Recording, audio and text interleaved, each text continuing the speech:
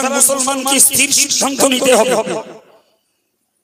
আমরা যে ধর্মটাকে গ্রহণ করেছি এই ধর্মটার প্রতি সন্তুষ্ট থাকাটা ঈমানের মজা পাওয়ার একটি লক্ষণ।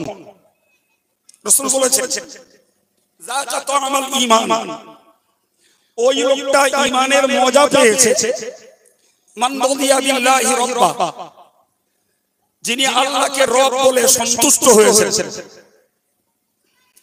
ওবিল ইসলামি দীনা, যিনি ইসলামটাকে ধর্ম হিসাবে মেনে নিয়ে সন্তুষ্ট হয়েছেন, ওবি মুহাম্মাদিন নবিয়্যা, আর মুহাম্মদ সাল্লাল্লাহু আলাইহি ওয়াসাল্লামকে নবী বলে মেনে নিয়ে যিনি সন্তুষ্ট হয়েছেন, ওই লোকটা প্রকৃতপক্ষে ঈমানের মজা পেয়েছে। সুবহানাল্লাহ বলেন। বিশ্বাস করুন, এই তিনটি শব্দের হাদিসটাকে আমি যদি আপনাদের কাছে ব্যাখ্যা দিই, কিতনা লোকের গায়ে মাথায় জ্বালা ধরে যাবে তার ইয়ারে ছটফট করবে। আমি চ্যালেঞ্জ করে বলতে পারি, লক্ষ লক্ষ মুসলমান যারা আল্লাহকে রব বলে আজও সন্তুষ্ট হয়নি, লক্ষ লক্ষ মুসলমান যারা ইসলামকে ধর্ম হিসাবে মেনে নিয়ে ইসলামী বিধানের উপরে খুশি নয়, লক্ষ লক্ষ মুসলমান যারা মুহাম্মদ সাল্লাল্লাহু আলাইহি ওয়াসাল্লামকে নেতা বলে, বিশ্ব নবী বলে, বিশ্ব নেতা বলে স্লোগান তোলে, অথচ বাস্তব জীবনে তার নেতা দুনিয়ার রাজনীতির নেতা, তার নেতা বাস্তব জীবনে ক্রিকেটার আর ফুটবল তাদের নেতা, অভিনেতা অভিনেত্রী তাদের নেতা, মুখে বলছে বিশ্ব নবী আমার নেতা। কথা বলো, এই হাদিসটাকে ব্যাখ্যা দেব, মাথায় হাত দিয়ে বসে ভাবতে হবে যে আমরা ঈমানদার প্রকৃত হয়েছে কিনা সন্দেহ আছে। বিশ্বাস হয়? কথা বলেন, কথা বলেন প্রিয় ভাইরা আমার। তো আমি আপনাকে বোঝাচ্ছিলাম যে ইসলাম ধর্মটা মেনে নিয়ে আমি সন্তুষ্ট, এই সন্তুষ্টিটা লাভ করতে গেলে টোটাল ইসলামী জীবন ব্যবস্থার কাছে আত্মসমর্পণ করা লাগবে। কি বলেছি বোঝা গেছে? আমার ভাষাটাকে বুঝুন। টোটাল ইসলামী জীবন ব্যবস্থার কাছে আত্মসমর্পণ করা লাগবে। সেটি আদেশমূলক হলে জীবনে করে দেখাতে হবে, আর সেটি নিষেধমূলক হলে জীবন থেকে বাদ দেওয়া লাগবে। কথা বুঝে আসছে? তাহলে প্রমাণ হবে আমি ইসলাম ধর্মের উপরে সন্তুষ্ট। কিন্তু আপনারা, আমি একলা জানি না, আপনারাও জানেন প্রচুর পরিমাণ মুসলমান রয়েছে যারা ইসলাম ধর্ম গ্রহণকারী, অবলম্বনকারী বলে দাবিদার, কিন্তু তাদের সবার কাছে 100% ইসলামী আমলের গুরুত্ব নেই, আর পাপ আচরণকে ত্যাগ করার মানসিকতা নেই। একটা স্রোতে গা ভাসানো ধর্মজীবন পালন করছে আর নিজেকে মুসলমান বলে দাবি করছে। এই ঠিক না ভুল? প্রিয় ভাইরা আমার, মনে রেখে দেওয়া দরকার যে ইসলাম ধর্মের প্রত্যেকটা বিষয় আলোচনা করলেই কারোর পক্ষে যাবে, কারোর বিপক্ষে যাবে। এই হ্যাঁ, তবে আমাদেরকে একটা কথা মনে রাখতে হবে, সেটি হলো ভাই খুব ভালো করে বুঝে বলুন, এই ওল কচু গাল লাগার একটা তরকারি, গাল চুলকানোর একটা তরকারি, ঠিক না? এখন কারো খেলে ওল কচু গাল চুলকায়, অনেকের চুলকায় না। এখন ওল কচু খেলে যার গাল চুলকায় না, তাহলে তাকে ওল কচু খেতে দিতে হবে। তোমার গাল চুল করছে বলে তুমি সবাই খেতে মানা করবে, এটা তো ঠিক নিয়ম না। ঠিক নিয়ম কি? কথা বলে। আবার কিছু লোকের মেনিয়ে আছে, জানেন তো, কিছু লোকের মেনিয়ে আছে, ওরে যদি কলা দিয়ে ভাত দিয়ে বলা হয় মান কিছু কেরাম লাগলো, তখন বলবে পিট পিট করতেছে। আই বুঝতে পারছেন কি? ভাত খেয়েছি কি রে? আরে কথা বলে শুনতে হবে না। মান কচু দে, ভাত খেয়েছে কলা দিয়ে, আর ওকে শোনানো হচ্ছে কচু কেরাম লাগলে, তো বলে একটু একটু গাল চুলছে কলা। আবার কাউকে আপনি মান কচু দে ভাত দেন, দিয়ে বলেন কলা কেরাম লাগলো, তো খুব ফার্স্ট ক্লাস লাগছে। ওদিকে গাল চুলকে বলে বিষ মারা যাচ্ছে। হয় না? হয়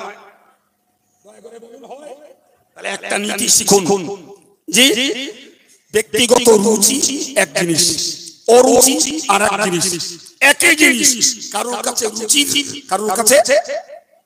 ভাই মানবীয় জীবনে কোনটা রুচির আর কোনটা অরুচির এই বিচার শরীয়তের কাছে নাই। জোরে বলেন, শরীয়তের কাছে নাই। শরীয়তের কাছে বিচার হলো আল্লাহ আল্লাহর রাসূল যাকে ভালো বলবেন, আপনার স্বার্থে লাগুক, আপনার বিরুদ্ধে চলে যায়, এক কথায় ওটাকে আপনার ভালো বলে মেনে নেওয়া লাগবে, তবে আপনি মুসলমান। শরীয়ত যদি কাউকে দোষী বলে, তাই আপনার যত আপনজন হোক, যত প্রিয়জন হোক, ওটাকে দোষী বলে আপনাকে মেনে নেওয়া লাগবে। এই রাজি আছেন? রাজি আছেন? হ্যাঁ, এইরকম তো হবে না বাবা। হাদিসের কিতাবে এসেছে হুব্বুকা শাইয়ুনি ওয়া ইউসিমু, বাংলা মানে কি? কোন জিনিসের ভালোবাসা, ভালো করে বুঝুন, কোন জিনিসের ভালোবাসা তোমারে অন্ধ আর তোমাকে কালা বানায়। কি বানায়? অন্ধ আর কালা বানায়। তার মানে তুমি যেটারে ভালোবাসো তার দোষ তুমি দেখতে চাও না, তার দোষ তুমি শুনতে চাও না, এটা তোমার ভালোবাসার রোগ। এটা কি ভালোবাসার রোগ? কিন্তু ইসলামিক থিওরি কি? ইসলামিক থিওরি হলো মান আহাব্বা লিল্লাহ, যে কাউকে ভালোবাসে আল্লাহর জন্য। কিসের জন্য? জোরে বলেন, কিসের জন্য? টাকার লোভে না, নেতৃত্বের লোভে না, পিঠ বাঁচানোর লোভে না, দল রক্ষা করার লোভে না, কারণ ভালোবাসে আল্লাহর জন্য ভালোবাসে। আবার ওয়াবাদা লিল্লাহ, কারণ উপরে রাগ করে তো আল্লাহর জন্য করে। নিজের দাদাগিরি চলছে না, নিজের মাতব্বরি চলবে না, জি নিজের সম্মান রক্ষা হবে না, ফলে আমি কারোর প্রতি রাগ দেখাবো। তাহলে তোমার রাগ দেখানোটা ইসলামের কাছে সমর্থিত নয়। ভালোবাসলে কার জন্য বাঁচতে হবে? সবাই মিলে বলে, রাগ করলে কার জন্য? আল্লাহর জন্য। দুনিয়ার কোন স্বার্থে, দুনিয়ার লোভে, দুনিয়ার নেতৃত্বে, দুনিয়ার মাতব্বরির জন্য তুমি কারোর প্রতি রাগ করবে আর কারোর প্রতি ভালোবাসবে, তোমার এই থিওরি আল্লাহ পাকের কাছে নট গ্রান্টেড, আল্লাহর কাছে গ্রহণযোগ্য নয়। আল্লাহর কাছে গ্রহণযোগ্য ভালো কাউকে বাসবে তো আল্লাহর জন্য বাসবে, আর রাগ যদি করবে তো আল্লাহর সন্তুষ্টির জন্য রাগ। যদি কাউকে কিছু দাও তুমি আল্লাহকে খুশি করার জন্য দাও। ওমানা আলিল্লাহ, কাউকে যদি দেওয়া থেকে বিরত থাকতে চাও তাহলে আল্লাহর জন্য দেওয়া বন্ধ করো। কার জন্য? আল্লাহর জন্য। আমি গরিব মানুষকে দান করতাম, গরিব মানুষকে ঋণ দিয়ে ধার দিয়ে উপকার করতাম, পরবর্তীতে দেখছি আমার কাছ থেকে ঋণ নিয়ে, আমার কাছ থেকে সাহায্য নিয়ে সেই পয়সাটা সে হারামে কাজে লাগাচ্ছে। তাহলে তোকে দিচ্ছিলাম বাবা, তুই গরিব তাই, তুই যখন আমার অর্থ নিয়ে অবৈধ পথে খরচ করছিস, তার মানে তুই নিজে দোষ করছিস আর আমার সহযোগিতা নিচ্ছিস, মানে আমিও দোষী হচ্ছি। ফলে তোকে আর দেবো না, যা তোকে আর। তাহলে দিলে কার জন্য দেবো? সবাই মিলে চিল্লে বলুন। আর যদি দেওয়া বন্ধ করি, আল্লাহর জন্য বন্ধ করব, ব্যক্তি স্বার্থে নয়।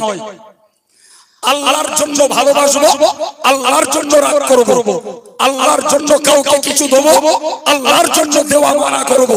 তবে রাসূল বলেছেন ফাকাদ ইসতাকমালাল ঈমান, ওই লোকটা তার ঈমানটাকে পূর্ণ করেছে।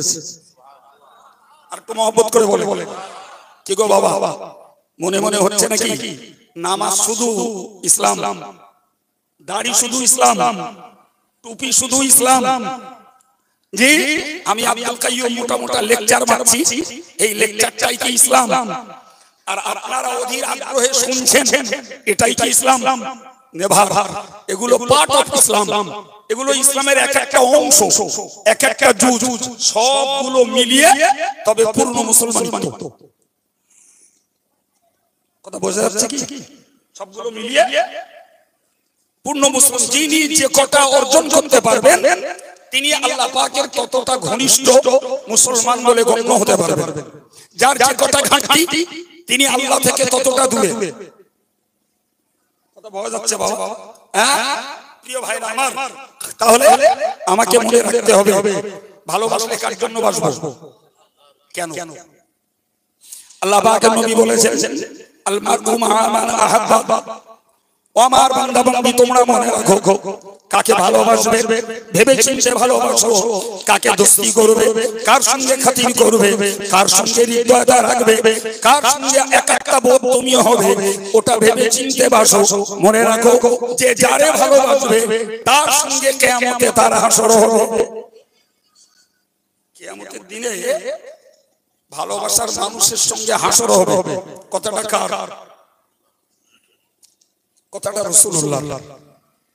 কার কথা? আরেকবার বলুন, রাসূলুল্লাহ। তাহলে ভালো কারে বাসবো এটা আমাকে নির্বাচন করতে হবে তো নাকি? হাসর যখন তার সঙ্গে হবে। আর আমি যদি ফেরেশতাদের সঙ্গে ভালোবাসা করি, দাঁতাল মাতালের সঙ্গে যদি ভালোবাসা করি, চোর ডাকাতের সঙ্গে যদি ভালোবাসা করি, আমি যদি অত্যাচারীর সঙ্গে ভালোবাসা করি, আমি যদি সমাজ বিরোধী এদের সঙ্গে ভালোবাসা করি, আমি যদি আল্লাহ ভোলা লোকের সঙ্গে ভালোবাসা করি, তাহলে আমার হাসরটা একটু কথা বলেন বাপ, কার সঙ্গে হবে? তার সঙ্গে হবে তো। হ্যাঁ আল্লাহ পাক কোরআন শরীফে বলেছেন ফালা তাকুদু বা'দা যিকরা মা'আল কওমিজ যালিমিন। হে ইমানদার মুসলমান, আমি আল্লাহ পাক তোমাদেরকে জানিয়ে দিলাম, খবরদার খবরদার, কোরআন নাযিল হওয়ার পরে তোমরা ফাসিক সম্প্রদায়ের সঙ্গে ওঠা বসা করো না। ফাসিক যারা এদের সঙ্গে খাওয়া দাওয়া তোমরা করো না। যারা ফাসিক এদের সঙ্গে একাত্মতা বোধ, এদের সঙ্গে সংসর্গ তোমরা বজায় রেখো না। আমরা ফাসিক শব্দটা খুব জানি না, জানি না বেয়াদবি না বাবু। আমরা দুমদাম একটা জিনিস বুঝি, যারা দাড়ি কাটে ওরা ফাসিক। এই কথা বলেন না কেন? এই কথাটা খুব জানি আমরা, কিন্তু মনে রাখবেন ফাসিক শব্দের অর্থ হলো আল খারিজু আনিত তাআ। শুধু দাড়ি কাটাটা ফাসিকি নয়, বরং আল্লাহর হুকুমের গোলামি থেকে যারা বাইরে চলে এরা সব ফাসিক। মুখস্থ হবে, আরবিটা না হোক, আরবিটা যন্ত্র মুখস্থ করুক আর বাংলাটা আপনারা করেন। কি বলিস বলেন দিন, আরবিটা মোবাইল মুখস্থ করুক আর বাংলাটা আপনাদের দরকার আছে না নাই? জোরে বলেন। ফাসিক শব্দের অর্থ আল খারিজু আনিত তাআ, যারা আল্লাহর হুকুমের গোলামি থেকে বাইরে চলে যায় এরা শরীয়তের পরিভাষায় ফাসিক। তাহলে তার মধ্যে কি শুধু দাড়ি কাটা পড়ে? নিশ্চয়ই নয়। তাহলে শরীয়তের বাউন্ডারির বাইরে গেলে সে কি? জি কোরআন বলল তোমরা জালেমদের সঙ্গে ওঠা বসা করো না। জালেম কারা? তাফসীরে আহমদীতে বলা হয়েছে ইয়াউমুল মুবতাদিআ ওয়াল ফাসিকা ওয়াল কাফিরা। তাফসীরে আহমদী ভারতবর্ষের বিখ্যাত মুফাসসির, দেশ বরেণ্য নয় জগৎ বরেণ্য আল্লাহর ওলি, জি তিনি তার তাফসীরে লিখেছেন যে এই জালেম শব্দটা ফাসিকের জন্য প্রযোজ্য, জালেম শব্দটা বেদাতি ব্যক্তির জন্য প্রযোজ্য, জালেম শব্দটা কাফেরের জন্য প্রযোজ্য। কদাল হলো, জোরে বলেন কদাল। তাহলে যে ফাসিক সেও জালেম, যে কাফের সেও জালেম, যে বেদাতি সেও। আল্লাহ বললেন এই ফাসিক বেদাতি কাফের এদের কারো সঙ্গে তোমরা ওঠা বসা করতে পারবে না। কি বলেছি বাবু? আল্লাহ কোরআনে বলেছেন তোমরা জালেমদের সঙ্গে বসো না। জালেম কারা? কি কি নাম বলেছি বাবু? ফাসিক, বেদাতি আর আরটা কি বললাম? কথা বলুন আমার সঙ্গে, অজ বাড়ি নিয়ে যেতে হবে, এখানে রেখে দিলে হবে না। প্রিয় ভাইরা আমার, তাহলে জালেম এই তিন শ্রেণীর দেখতেই বলে তাফসীরে আহমদীতে উল্লেখ করা হয়েছে। হযরত আল্লামা মোল্লা জীবন রাহিমাহুল্লাহ তিনি এই কথা উল্লেখ করেছেন। এখন আপনারা আরেকটু ভেঙে বুঝুন ভাই, আমরা যে সমাজটাতে বাস করি, একটা সমাজে সব রকমের লোক আছে না নাই? একদম এক সব রকমের লোককে নিয়েই আমাদের সমাজ। তাহলে আমাকে কখনো ফাসিকের সঙ্গে লেনদেন করতে হয় না? কখনো আমাকে কোন বেদাতি ব্যক্তির মুখোমুখি হতে হয় না? কখনো কাফেরদের সঙ্গেও আমার ব্যবসা ভিত্তিক, আমার রাজনৈতিক ভিত্তিক, কিংবা আমার শিক্ষা ভিত্তিক, চাষাবাদ ভিত্তিক, প্রতিবেশী ভিত্তিক সম্পর্ক কিছু থাকতেই হয়। ইসলাম এটা ছাড় দিয়েছে, সুবহানাল্লাহ। লেনদেন ছাড়। আপনি কাপের দোকানদার, আমি মুমিন খরিদ্দার। আমি মুমিন দোকানদার, আপনি একজন ফাসিক খরিদ্দার। জি, আমি একজন মুমিন দোকানদার, আপনি একজন বেদাতি খরিদ্দার। এই যে সামাজিক লেনদেন, এটাতে ইসলাম ছাড় দিয়েছে। এটাকে বলা হয় মুআমালাত। মুআমালাত সব ধর্মের মানুষের সঙ্গে চলে। কিন্তু মনে রাখবে ভাই, আরেকটি হলো মুআনাসাত। এই ফাসিক বলি, এই কাফের বলি, বেদাতি বলি, এদের কারোর সঙ্গে আন্তরিকতা চলে না। অনুমতি ইসলামে নেই। অনুমতি জোরে বলেন ইসলামে নাই, একদম না। অনুমতি ইসলামে নেই। রাসূল বলেছেন লা তুসাহিব ইল্লা মুমিনা ওয়া লা ইয়াকুলু তুআমাকা ইল্লা তাকিয়্যুন। নবী বললেন তুমি যদি বন্ধুত্ব করতে চাও, লেনদেন যার সঙ্গে ইচ্ছা করো, কিন্তু বন্ধুত্ব করতে চাইলে তোমাকে মুমিন মুসলমানের সাথে বন্ধুত্ব করা লাগবে। এমনকি তুমি যদি দাওয়াত করে কাউকে খাওয়াতে চাও, তাহলে পরেশগার লোককেই খাওয়াতে হবে। কি বুঝছেন? তুমি তোমার বাপের সবরেশানিতে খাতিরে পড়ে অন্য কাউকে দাওয়াত করে খাওয়াবে যারা গায়র মুসলিম। আবার তাদের শ্রাদ্ধ বাড়িতে তুমি যে অংশ নেবে, অথচ তুমি একজন মুসলমান, এই অনুমতি নাই। সুতরাং আমাকে মনে রাখতে হবে, ভালোবাসতে গেলেও বুঝে বাসতে হবে, নালে বিপদ আছে। আল্লাহ পাকের নবী বলেছেন আল মারউ আলা দীনি খলিলিহি ফালইয়ানজুর আহাদুকুম মান ইউখালিল। আল্লাহ পাকের নবী বলেন প্রত্যেকটা মানুষ তার বন্ধুর মতবাদের দিকে আকৃষ্ট হয়। কার দিকে? চিল্লে বলে, ভাষাটা বলে। প্রত্যেকটা মানুষ তার প্রিয়, তার বন্ধু, তার ভালোবাসার মানুষের প্রতি কি হয়? আকৃষ্ট হয়। তার মানে যার সঙ্গে তুমি ভালোবাসা করো, তোমার মত, তোমার চিন্তা চেতনা দিনে দিনে সেই ব্যক্তিদের প্রতি মিশে যায়, মিলে যায়, আকৃষ্ট হয়ে যায়। তোমার নিজস্বতা বজায় থাকে না। নবীর কথা। কার কথা? জোরে বলেন, কার কথা? আল্লাহ পাকের হাবিব বলেছেন আল মারউ আলা দীনি খলিলিহি। হুজুর বলেছেন প্রত্যেকটা মানুষ তার বন্ধুর মতবাদের দিকে আকৃষ্ট হয়। আপনি যদি আমারে ভালোবাসেন, তাহলে আমার আদর্শ, আমার চালচলন, আমার আখলাক, আমার আমল, আমার তাকওয়া, জি আমার জিকির, আমার তাসবিহ, আমার তেলাওয়াত, আমার ভাষা, আমার প্রতি আপনি আকৃষ্ট হবেন, এটাই স্বাভাবিক। আপনি যদি আরেকজনের সঙ্গে ভালোবাসা করেন, যে লোকটা অর্থলোভী, যে লোকটা দুনিয়া লোভী, যে লোকটা অহংকারী, যে লোকটা মিথ্যাচার, যে লোকটা বংশের গরম দেখায়, আপনি যত এই জাতীয় লোকের সঙ্গে মিশবেন, আপনার ভিতরে অর্থলোভ তৈরি হবে, আপনার ভিতরে অহংকার তৈরি হবে, আপনার ভিতরে গরম তৈরি হবে, এবং দিনে দিনে আপনার ভিতর থেকে দ্বীনি আদর্শ আখলাক কমতে শুরু করবে। খুব সাবধান। এই জন্য নবী বলেছেন আলিয়ানদুর আহাদুকুম, তোমাদের প্রত্যেককে চিন্তা করা উচিত মাই খালিল, কার সঙ্গে বন্ধুত্ব করছো।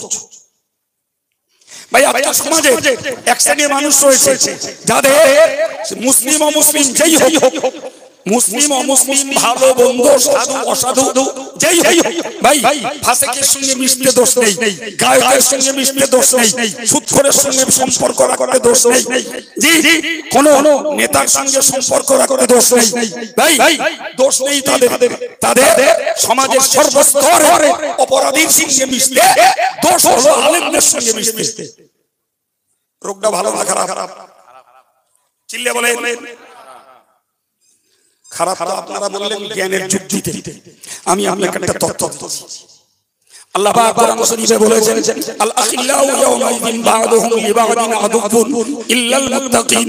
মহান আল্লাহ বলেন দুনিয়ার জমিনে দুনিয়ার স্বার্থে, দুনিয়ার লোভে, দুনিয়ার মাতব্বরিতে, দুনিয়ার সম্মানের লোভে, দুনিয়ার টাকার লোভে তুমি যদি কারো সঙ্গে ভালোবাসা তৈরি করো, নিশ্চিত করে মনে রাখো তোমার ওই দুনিয়ার বন্ধুটা হাসরের ময়দানে হবে তোমার শত্রু।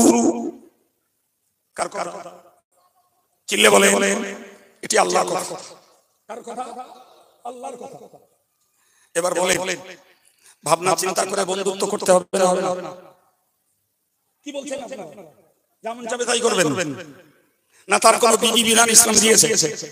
ইসলামের বিধান জানুন। ইল্লাল মুত্তাকিন, পরহেজগার যারা, খোদাভীরু যারা, আল্লাহ ওয়ালা যারা, এই মানুষগুলোর সঙ্গে তুমি বন্ধুত্ব করো, ওই মানুষগুলো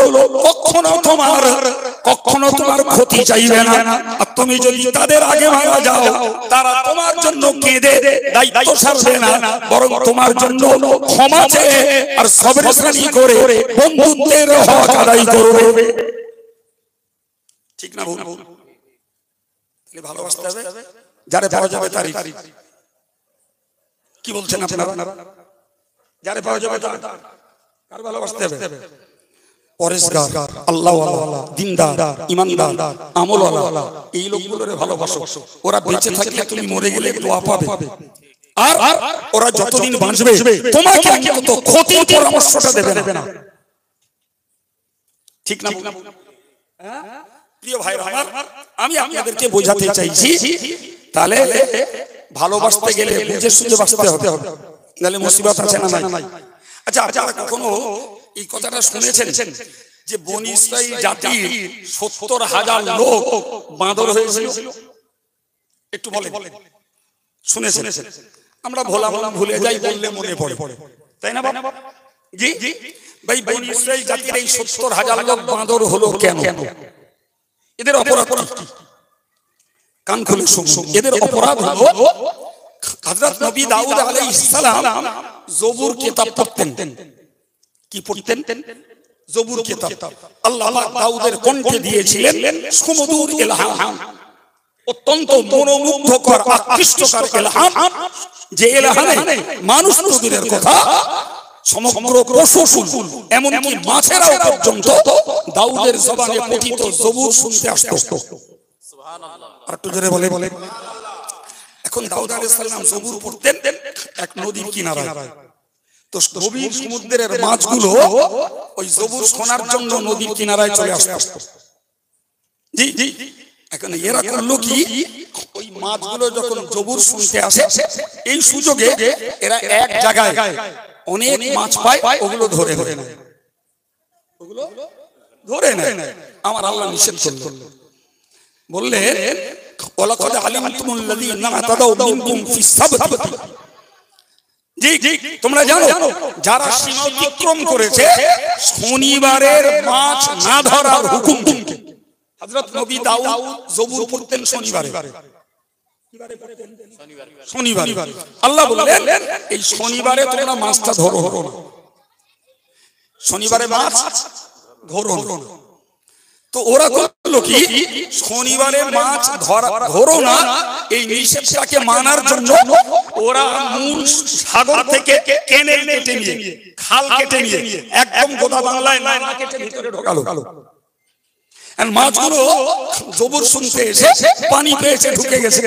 এরা শনিবারে এই ক্যানেলের মুখটা আটকে দেয়। চাতুরতা কত দেখেছে আল্লাহর সঙ্গে চাতুরতা। শনিবারে আটকে দিল, রাত পার হলো, রোববারে সকালবেলা ওই মাছ ধরতে শুরু করলো। আমার আল্লাহ বললেন ফাকুলনা লাহু কুনু কিরাদাতান খাসিইন, আমি আল্লাহ ওদেরকে বললাম তোরা লাঞ্ছিত বাঁদরে পরিণত হ। কেন? আল্লাহর সঙ্গে এরা চাতুরতা করে শনিবারে মাছ ধরার নিষেধাজ্ঞাটা মানলো, আর সেই মাছকে নালায় খালে ঢুকিয়ে নিয়ে রবিবারে ধরলো। কথা ক্লিয়ার হয়েছে? এরা রবিবারে ধরলো মাছ। নবী দাউদ আলাইহিস সালাম ওটাকে নিষেধ করলেন, বলে দেখো দাউদ, একবার নিষেধ মেনেছি আর মানা যাবে না। শনিবারে ধরতে মানা করেছে, ধরি না তো আমরা তো ধরছি রবিবারে। আল্লাহ বললেন যা, তোরা যখন আমার সঙ্গে চাতুরতা করেছিস তাহলে তোরা বাঁদরে পরিণত হবি। ঘটনা চক্রে ওই শনিবার বা রবিবার কোনদিনে মাছ ধরেনি 12,000 লোক। কহাজার 12,000, বাকি 58,000 লোক শনিবার বাদ দিয়ে রবিবারে ধরেছে। আল্লাহ পাক এদেরকে বাঁদর বানালেন, বাঁদরে পরিণত হলো 70,000। 58 আর 12 কত? নিসাবুল ইহতিসাব কিতাবের হাওলা দিয়ে বসিরাত লিখেছেন যে এই 12,000 লোক এরা তো শনিবারেও মাছ ধরেনি, রবিবারেও ধরেনি। এরা কেন বাঁদর হলো? এদের বারণ হওয়ার হেতু কি? তো কিতাবে লিখেছে যে 58,000 যারা শনিবারে নিষেধ মানলেও রবিবারে সেই মাছ ধরে খেয়েছে, এই 12,000 ওদের সঙ্গে মিলেমিশে খাওয়া পেওয়া ওঠা বসা সব করেছে, ওদেরকে বারণ করি। বাবু চুরি না করেও চোরকে বারণ না করা, চুরি না করেও চোরের কাজে সহায়তা না করা, এটা উচিত কিনা? চুরি করলাম না, চোরের কাজে সহায়তা করলাম, চুরি করলাম না, চোরের কাজে সমর্থন দিলাম, চুরি করলাম না, আমি চুরির মাল সামাল দিলাম, অপরাধ কম হবে বলে মনে হয়? আমি আপনারে গাল দিলাম না, আব্দুল আজিজ গাল দিলে আমি সমর্থন করলাম, আমি সাধু। হ্যাঁ, তাহলে গাল দেওয়া যদি অপরাধ হয় তাহলে গালটাকে নীরবে মেনে নেওয়া, গাল দেওয়া যদি অপরাধ হয় গাল সমর্থন করাটা অপরাধ। প্রিয় ভাইরা আমার, এখন এই 12,000 লোক তারা মাছ না ধরে মাছ না খেয়ে বাঁদরে পরিণত হলো।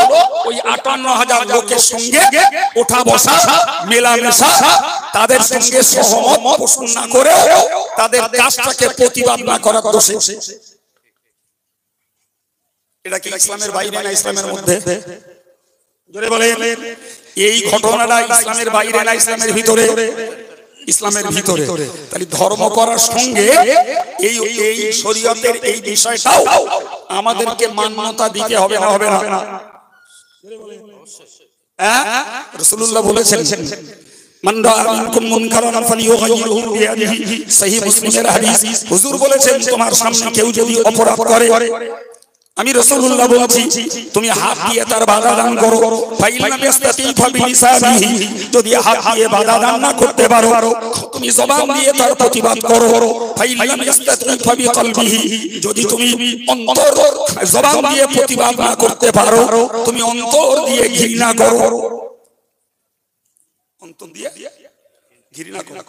হযরত বড় পীর সাহেব কিবলা তার দুনিয়াতুত তলেবিনে এই হাদিসের ব্যাখ্যায় লিখেছেন হাত দিয়ে বাধা দেবে দেশের সরকার আর বাপ মা। কে বাধা দেবে? জোরে বলে। আরে আমার দেশের মুসলমানেরা যদি মদ খায়, এরা যদি পণ নিয়ে বিয়ে করে, এরা যদি সুদ খায়, এরা যদি চিটফান্ডের ব্যবসা করে, আমার দেশের সরকার কিছু যায় আসে?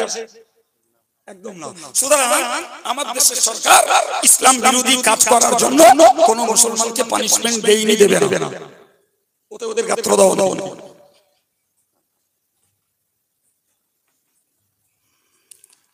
প্রিয় ভাইরা আমার,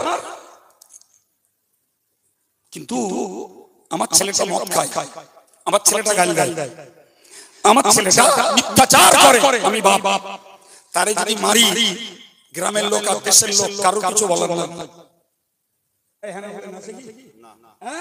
কারণ আমার ছেলেটাকে সভ্য শায়েস্তা করার দায়িত্ব আমার।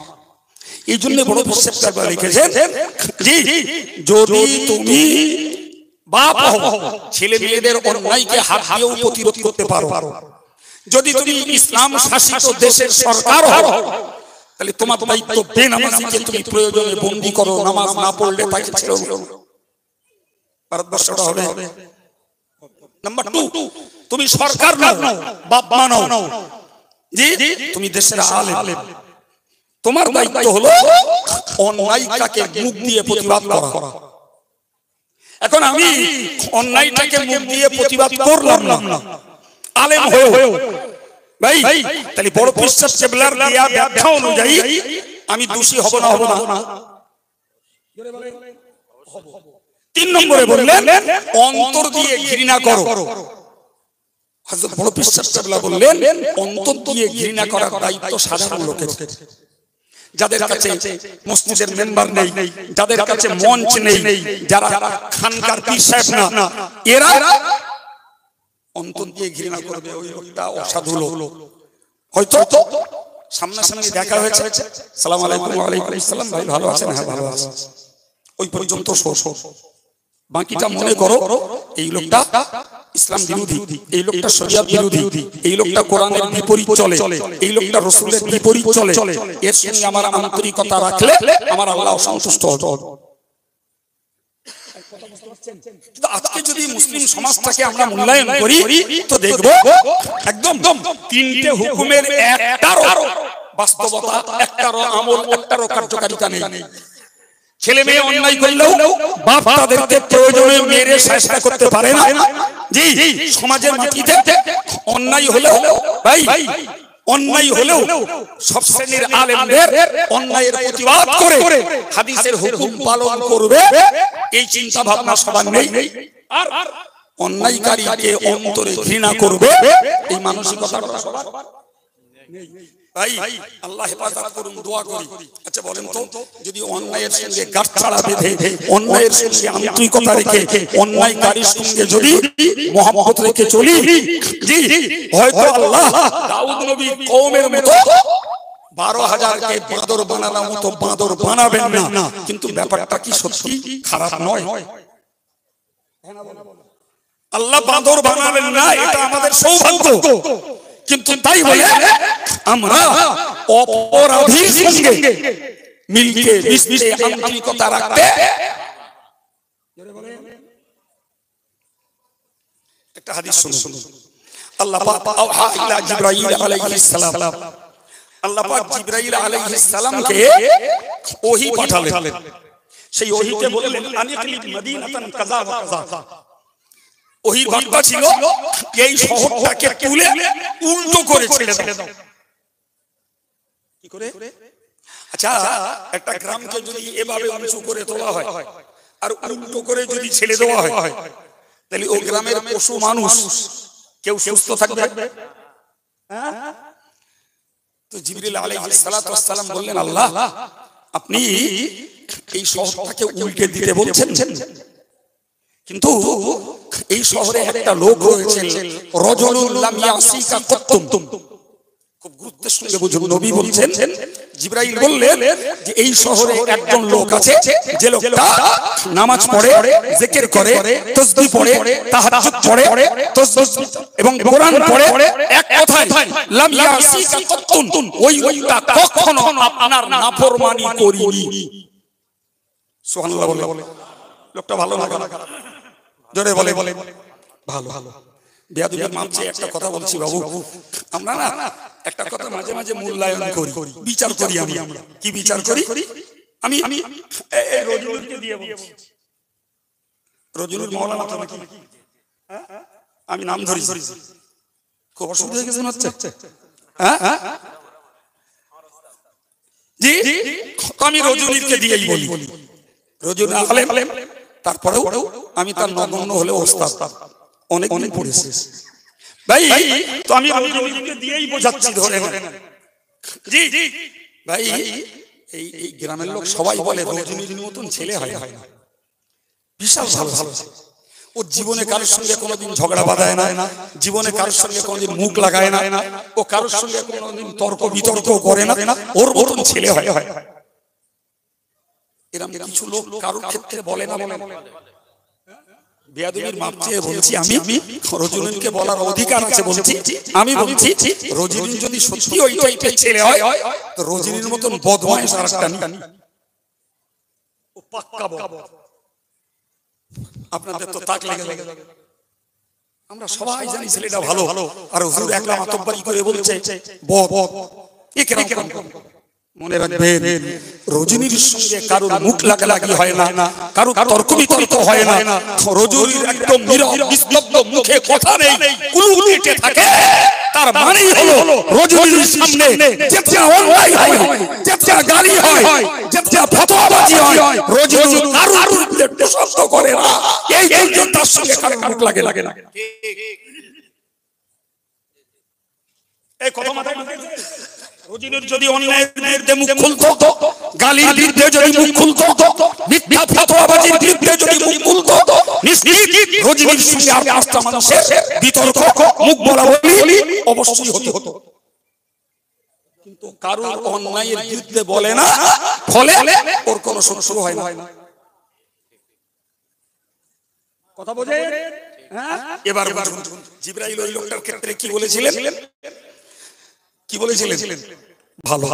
আমার আল্লাহ এই রিপোর্ট জিবরাইল দেওয়ার পরেও আল্লাহ বললেন শহরটা উঠে দাও। তো প্রথমবারটা ছিল জিবরিল আলাইহিস সালামের আবদার। কি ছিল? আবদার। কি ওই লোকটাকে বাইরে বার করে দে, তাই শহরটা উল্টে দে। এটা কি?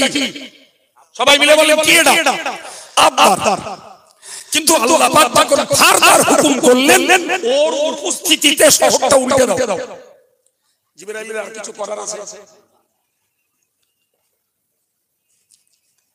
আলহামদুলিল্লাহ, আর কিছু করার নেই। শহরটা উল্টে দিয়ে খুব বিনয়ের সঙ্গে আল্লাহকে বললেন, আল্লাহ আমি তো আপনার আদেশ পালন করেছি, কিন্তু আমার কাছে এখন ওই রহস্যের জট খুলিনি। যে লোকটা আপনার নাফরমানি করেনি, যে লোকটা পরিপূর্ণ আপনার হুকুম তামিল করে, আপনার নির্দেশ মতো চলে, এই লোকটার উপরে এই শহর উল্টালো কেন?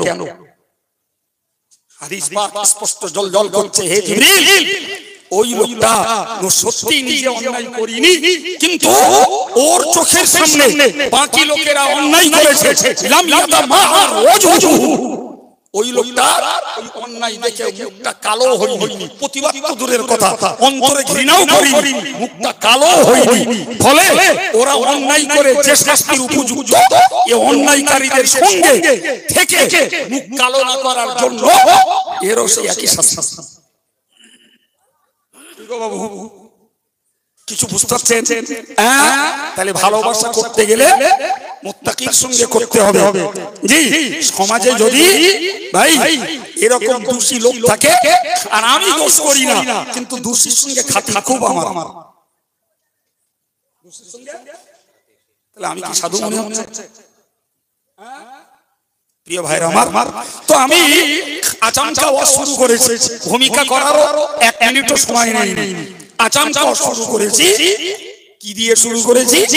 যে ভালোবাসতে হলে আল্লাহর জন্য, আল্লাহ ওয়ালাকে ভালোবাসতে হবে, বাকিদের সঙ্গে লেনদেন চলবে, লেনদেন চলবে। প্রিয় ভাই আমার, মনে রাখুন, আমি এই প্রসঙ্গে আপনাকে আর একটা কথা বলবো। قال الله تعالى في القرآن المجيد أعوذ بالله من الشيطان الرجيم। মহান আল্লাহ পাক কোরআন শরীফে জানিয়েছেন, কোরআন শরীফে মহান আল্লাহ পাক স্পষ্ট করে বলেছেন, যারা ইন্নাল্লাযীনা ক্বালু রাব্বুনা আল্লাহ, যারা বলে আল্লাহ আমার রব, যারা বলে মানে আমরা বলি কি গো? আমরা বলি না? আমরা নামাজে দাঁড়িয়ে বলছি আলহামদুলিল্লাহি রাব্বিল আলামিন। আমরা নামাজে দাঁড়িয়ে রুকুতে যেয়ে বলছি সুবহান রাব্বিয়াল আযীম। আমরা সিজদায় যেয়ে বলছি সুবহান রাব্বিয়াল আ'লা। আমরা হাত তুলে বলছি রব্বানা আতিনা। আমরা হাত তুলে বলছি রব্বানা ফাগফির লানা। আমরা হাত তুলে বলছি রব্বানা লা তুআখিযনা। আমরা হাত তুলে বলছি রব্বানা যালামনা আনফুসানা, আমরা হাত তুলে বলছি রব্বিরহামহুমা কামা রাব্বায়ানি সগীরা। সুবহানাল্লাহ। তাহলে নামাজে, রুকুতে, সিজদাতে, দোয়াতে রব আছে না নেই? তাহলে রব আল্লাহ কারা বলে?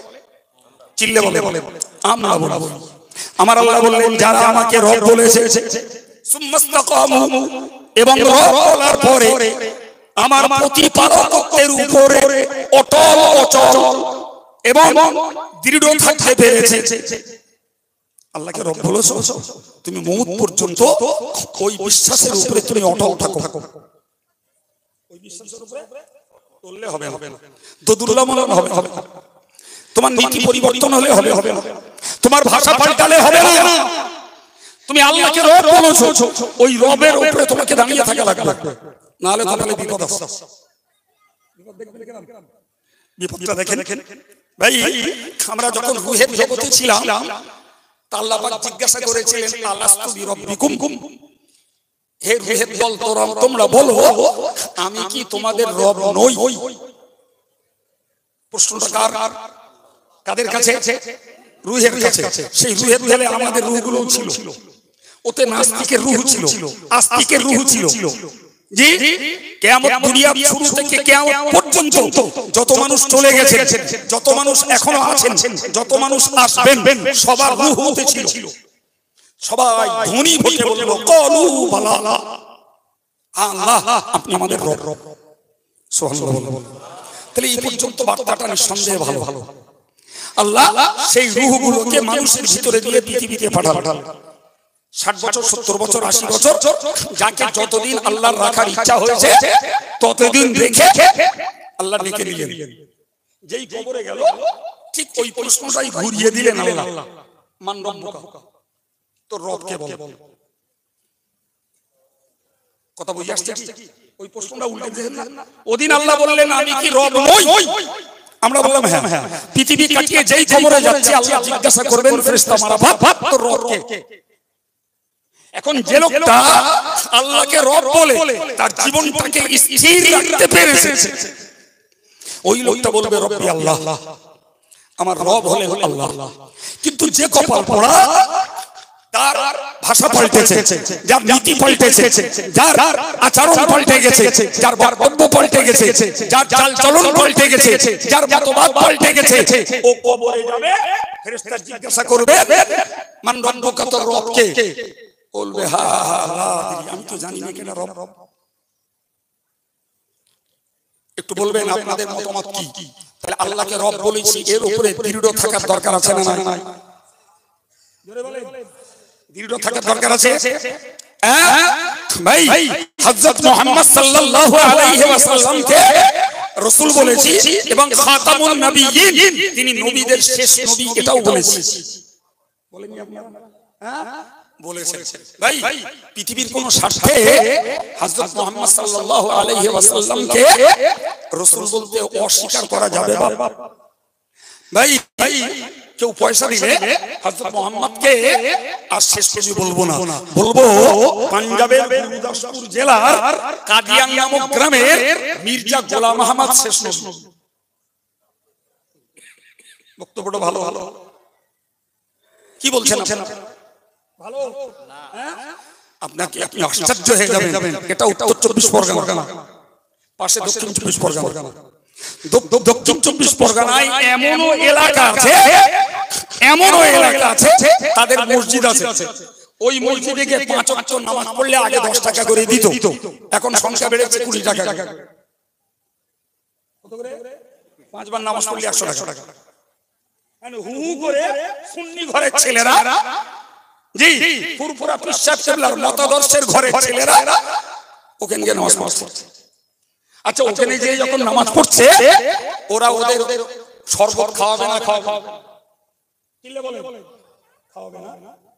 আপনি কোথায় আছেন? শুধু নামাজ পড়লে ধর্ম? দক্ষিণ 24 পরগনায় এমনও জায়গা আছে, জি একটা মতবাদের লোকেরা স্কুল চালাচ্ছে, বাচ্চাগুলোকে সকালবেলা প্রেয়ারের সময় দাঁড় করিয়ে দিচ্ছে, আর হাতে নিচ্ছে চকলেট নিচ্ছে, নিয়ে বলছে বলো তোমার কে খেতে দেয়? তো মুসলমানকে বলবে, বাচ্চা ছেলে হলেও এতটুকু জ্ঞান বুঝ আসলে বলে আল্লাহ খেতে দেয়। আবার যারা সেই ধরনের তারা বলে আমাদের যিশু খ্রিস্ট খেতে দেয়। ওই বাচ্চাগুলো ওরা বিব্বু বলছে যে যিশু খ্রিস্ট আমাদের খেতে দেয়। ছেলেগুলো মুসলমান, ছেলেগুলো কলকাতাতে খিচুড়ি তৈরি হচ্ছে আর প্যাক করে গাড়ি করে আসছে, জি, আর স্কুলে বিতরণ হচ্ছে। আর রোডের ধারে দাঁড়িয়ে যারা খিচুড়ি নেয় ওর সেন্টার আছে, এখানে ওই খিচুড়ি বিতরণ হচ্ছে। এখন মুসলমান খেতে দিলি নীতি পাল্টে যাবে? টাকা দিলে নীতি পাল্টে যাবে? ইমান নিয়ে মরণ দুয়ারে যাওয়া যাবে তো? কি গো কথা কিছু মাথায় যাচ্ছে কি? এই নীতির মূল্য আছে না নাই? আপনাকে লম্বা কথা বলার মতন সময় নেই। জি, ঠাসা প্রোগ্রামে আমি আসছি নদিয়া জেলা থেকে। ঠাসা প্রোগ্রাম দিনের বেলা দুটো জলসা করেছি, তারপরে মাগরিবের পরে জিকিরের মজলিস করেছি, তারপরে এখানে এসে আল্লাহ পৌঁছে দিয়েছেন আলহামদুলিল্লাহ। জি, আর এখান থেকে আবার অন্য জায়গায় ছুটবার প্রতিশ্রুতি আছে। ফলে আপনাদের দিল ভরে অশোনাবো পরিস্থিতি আমার নেই ভাই। তবে আপনাকে একটা কথা বলি, হযরত পীর আল্লামা শিবলি নোমান রাহমাতুল্লাহ আলাইহি, পীর আল্লামা শিবলি নোমান অসুস্থ হয়েছে, তো ওনাকে সুস্থতার জন্য একটু বিশ্রামে রাখা হয়েছে। তো প্রচুর ভক্ত মুরিদের দল ভালোবাসার মানুষ দেখতে গেছে। ওনার কাছে ছিল এক লাখ। কি ছিল? সবাই দেখতে গেছে তো উনি জিজ্ঞেস করলেন তোমাদের কি খবর? বলে হুজুর আপনি অসুস্থ, তাই আমরা একটু দেখতে এলাম। আর যেই বলেছে আর সেই লাঠি এরকম তুলেছে, পড়ি মরি করে মুখ চুবড়ে পড়তে উঠতে সব ফাঁকা। কথা বোঝা গেল? হ্যাঁ, বুঝতে পারেননি? এরপরে উনি দেখেছেন এদিকে, তোমরা মিথ্যা কথা বললে কেন? তোমরা এরা মুনাফিক কেন? তোমরা যে বললে আমারে ভালোবাসো, তাহলে আমায় যদি ভালোই বাসো তাহলে আমি তো লাঠি তো মারিনি, সবে তো তুলিছি, তাতেই পড়ি মরি মুখ চুবড়ে চলে গেলে তোমরা তো ভালোবাসো না, তোমরা তো প্রতারণা করো। সত্যি যদি তোমরা আমায় ভালোবাসতে তাহলে আমার লাঠির বাড়ি খেয়ে যে দাঁড়িয়ে তো সেই হলো কি তো ভালোবাসা। সুতরাং তোমরা ভালোবাসোনি, তোমরা প্রতারণা করেছো, ধোঁকাবাজি করেছো, সুবিধা ভোগ করেছো, শুধুমাত্র নিজের মন খুশিয়েছো, আসলে তোমায় ভালোবাসো। হযরত কাব ইবনে মালিক রাদিয়াল্লাহু আনহু নবী পাকের অত্যন্ত বুদ্ধিজীবী, সুচিন্তিত সাহাবা। সংক্ষিপ্ত কথায় তিনি তাবুক যুদ্ধে যাননি। তাবুক যুদ্ধে তিনি যান, সহিহ বুখারীর বর্ণনা। তো তাবুক যুদ্ধে না যাওয়ার জন্য রাসূলুল্লাহ তাকে কৈফিয়ত করছেন যে তুমি তাবুক যুদ্ধে যাওনি কেন? উনি পরিষ্কার বললেন যে যাইনি টোটালে 80 জন, তার মধ্যে 77 জন ভিন্ন ভিন্ন কথা বলে রাসূলের হাত থেকে ছাড় করিয়ে নিয়েছে। 3 জন ধরা গেছে, কাব ইবনে মালিক, হিলাল ইবনে উমাইয়া, মুরারা ইবনে রবি, 3 জন। এর মধ্যে সবথেকে বুদ্ধিজীবী জ্ঞানী হলেন কাব ইবনে মালিক। জি, তো কাব ইবনে মালিককে যখন জিজ্ঞাসা করা হলো, উনি বললেন হুজুর আমার আর্থিক সচ্ছলতা ছিল এবং আমার যুদ্ধে না যাওয়ার কোনো কারণ ছিল না, শুধুমাত্র আমি দুনিয়া টাঙানোর জন্য গাছে খেজুর পেকেছিল, ওই খেজুরগুলোকে গুটিয়ে শুকিয়ে ঘরে তুলবার সময় নিয়ে ওই গাছ টাঙাতে টাঙাতে মন বিগড়ে গেছে, যুদ্ধে আর যাওয়া হলো না। কথা বুঝতে পেরেছেন কি? আল্লাহর হুকুম রাসূলুল্লাহ তাকে বয়কট করে দিলেন।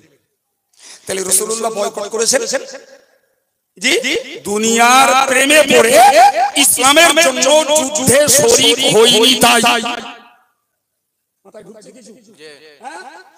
ভাই রাসূল বললেন কাব সত্যি কথা বলেছে, ঠিক আছে চলে যাও কাব, আল্লাহর হুকুম না আসা পর্যন্ত তুমি বয়কট ঘোষণা দিলেন। কাবের সঙ্গে কেউ কথা বলবে না, কাব কোনো মাল বিক্রি করলে কেউ কিনবে না, কাবের কাছে কেউ মাল বিক্রি করতে পারবে না, এমন কি সালাম দিলেও প্রকাশ্য জবাব দিতে পারবে না। এই ঘোষণা কার ঘোষণা? অপরাধ দুনিয়ার লোক। দুনিয়া তাড়ানো। এরপরে 40 দিন হয়ে গেল, জি, তারপরে ফারদার হুকুম এলো যে এই তিনজনের স্ত্রী এরাও যেন স্বামীর কাছে না থাকে। এই 40 দিন পর্যন্ত স্ত্রীরা ছিল, 40 দিনের পরে 41 দিন থেকে স্ত্রীগুলোকেও ছেড়ে চলে বললে কাবের নিজের স্ত্রী কাবের কাছ থেকে যখন চলে যাচ্ছে, কাব বলছেন আমি তার সঙ্গে কথা বলতে চেয়েছি। আল্লাহু আকবার। কাবের স্ত্রী বললেন যে নয়, যেখানে আল্লাহর রাসূল অসন্তুষ্ট, আল্লাহর রাসূলকে অসন্তুষ্ট করে আমি আপনার সঙ্গে কথা বলতে রাজি নই। আর একটু জোরে বলে। 41 দিন থেকে 50 দিন পর্যন্ত চললো। কোন মুসলমান না, নিজের স্ত্রীও না, সম্পূর্ণ নিঃসঙ্গ একাকী জীবন। অনেক লম্বা ঘটনা, আমি মুদ্রা কথা বলছি, যেটা বলার আপনাকে সেটা হলো এটাই। ওই সময় শামের একটা প্রদেশ, যে প্রদেশটার নাম হলো গাসসান। গাসসান, এই গাসসান প্রদেশের খ্রিস্টান রাজা, কোন রাজা? খ্রিস্টান রাজা। এই কাব ইবনে মালিকের প্রতি আমার রাসূলুল্লাহর যে বিচার ব্যবস্থা, একদিকে বয়কট আর একদিকে কথা বন্ধ, এমনকি বিবিগুলোকেও হাত থেকে সরিয়ে দিলেন। কথা ক্লিয়ার হয়েছে? গাসসান বাদশা চিঠি লিখলো, চিঠি লিখে বলল, হে কাব, মুহাম্মদ তোমার প্রতি কি অত্যাচার করছে, মুহাম্মদ তোমার প্রতি কি দুর্ব্যবহার করছে, সব আমি জানি। তো তুমি এই মুহূর্তে মুহাম্মাদের কাছ থেকে সরে আমার কাছে চলে এসো, তোমাকে সমস্ত রকমের সাপোর্ট দেব এবং মুহাম্মাদকে সম্পূর্ণ নিরস্ত এবং মুহাম্মাদকে পর্যদস্ত করে দেব। কিছু বুঝলেন? এটা অফার, একটা সুযোগ, একটা লোভ, একটা প্রতারণা। উনি চিঠিটা পড়লেন, চিঠিটা পড়ে ছিঁড়ে ফেলে দিয়ে বললেন যে পরীক্ষার উপরে এটা আরেকটা পরীক্ষা। সুবহানাল্লাহ।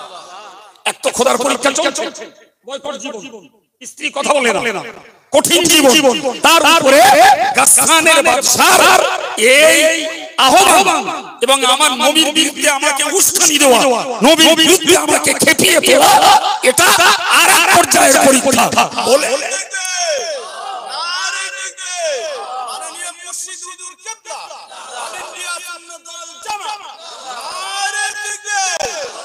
বলে চিঠিটা ছিঁড়ে ফেলে দিলেন।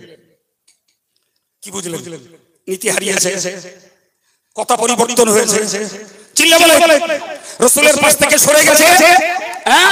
তারা ছিল প্রকৃতপক্ষে ইসলামের জন্য, কোরআনের জন্য, রাসূলের জন্য, পরকালের জন্য প্রকৃতপক্ষে ভালোবাসার মানুষ। ফলে খ্রিস্টান বাদশা তাকে যত হাতছানি দিক, যত কাছে রাখুক, যতই তাকে নালানি দিক, নোলানি দিক, কোনো কিছুতেই সাহাবী কাব ইবনে মালিক রাদিয়াল্লাহু আনহুকে তার নীতি থেকে, তার শাহাদা বাণী, তার প্রতিশ্রুতি থেকে তাকে বিচ্যুত করা যায়। আজকে স্বার্থের জন্য আমাদের কথা ঠিক থাকে না, স্বার্থের জন্য প্রতিশ্রুতি ঠিক থাকে না, স্বার্থের জন্য পূর্বে কি বলেছি পরে কি বলছি তার সেন্স থাকে না। কদিন জি মনে রাখবেন, আমি হই আপনি হন, দুনিয়া থেকেও বাঁচতে আসি, দুনিয়ায় এসেছি মরতেই। কি করতে? মরতেই এসেছি, বাঁচতে কেউ আসেনি। শুধু ভিসার টাইমটা জানি না, এটা আমরা অন্ধকারে, কিন্তু ভিসা তো আল্লাহ বানিয়ে রেখেছে। না রাখাই ভিসা শেষ, জায়গা ছাড়ো, ঠিক না ভুল? ভিসা শেষ, মাটির উপর ছেড়ে দাও, তলায় চলে যাও। জি, তাহলে অজানা ভিসার ভিত্তিতে আমি চলছি বাবু, সেখানে আমার নীতিচ্যুতি কেন ঘটবে? ওয়াদা খেলাফি কেন ঘটবে? আমার কথার উপরে কেন দাঁড়াতে পারবো না? কেন আমি আমার ভালোবাসার মূল্য দিতে পারবো না? কেন আমি কারোর হাতছানিতে নিজের ভালোবাসাটাকে প্রতারণায়, ধোঁকায় পরিণত করব? জি সম্মানিত ভাইরা আমার, আপনাদেরকে ধন্যবাদ। জি এত মানুষ আপনারা এসেছেন, আপনাদেরকে শুকরিয়া আদায় করছি। যাই হোক, আমি আপনাদের কাছে একেবারে ভূমিকা ছাড়াই উঠে যে কথাগুলো আপনাকে বোঝাতে চেয়েছি, আমাকে মনে রাখতে হবে, ভালোবাসবো তো আল্লাহর জন্য, আল্লাহ ওয়ালাকে ভালোবাসবো, দুনিয়ার জন্য নয়। জি জীবনে স্থিরতা অবলম্বন করব, ইস্তেকামাত, অটলতা, অবিচলতা, দৃঢ়তা যদি অবলম্বন করতে পারি মওতের আগে জান্নাতের সুসংবাদ পাবো। আর একটু জোরে বলে ঘোষণা আল্লাহর কোরআনে। সেই সঙ্গে মনে রাখবো আমি আমার জীবনে কখনো ওয়াদা খেলাফি করব না। হযরত নবী ইসমাঈল আলাইহিস সালাম একটা ওয়াদা পূরণের জন্য এক জায়গায় 3 দিন কাটিয়েছেন। আল্লাহ পাক তাকে বলেছেন ইন্নাহু কানা সাদিকাল ওয়াদ, তিনি সত্য ওয়াদা সত্যে পরিণতকারী। আমার রাসূলুল্লাহ একটা ওয়াদা পূরণের জন্য 3 দিন কাটিয়েছেন। হজ করব, হজের আমল আমি করব না, লোকে করবে। আরে কথা বলেন না, নিজের নিজের ওয়াজ, নিজের নসিহত, নিজের বয়ানের উপরে নিজের স্থিরতা লাগবে না, লাগবে না, লাগবে না, লাগবে না, জি নিজের স্থিরতাটা চাই। ভাই আমি আপনাদেরকে অনুরোধ করে বলবো, আলোচনা কোরআন হাদিসের সমন্বয়ে আল্লাহ যতটুকু করেছেন করিয়েছেন, মানুষ হিসেবে ভুল করলে আল্লাহ মাফ করুন, তথ্যগত ভুল করলে আল্লাহ মাফ করুন। জি প্রিয় ভাই আমার, আমি বুঝিয়েছি জীবনে ইস্তেকামাত থাকবো, ওয়াদা রক্ষা করব এবং ভালোবাসা মানুষটাকে বিচার বিবেচনা করে ভালোবাসবো। অন্যায় করব না, অন্যায়কে সাপোর্ট দেব না, অন্যায় করব না, অন্যায়কে নীরবে সহ্য করব না, অন্যায় করব না, অন্যায়ের শেষে আঘাত করব না, অন্যায় করব না, কিচ্ছু না পারি তো অন্তর থেকে ঘৃণা করে দূরে দাঁড়াবো। আল্লাহ বোঝার তৌফিক দেন, বলুন আমিন।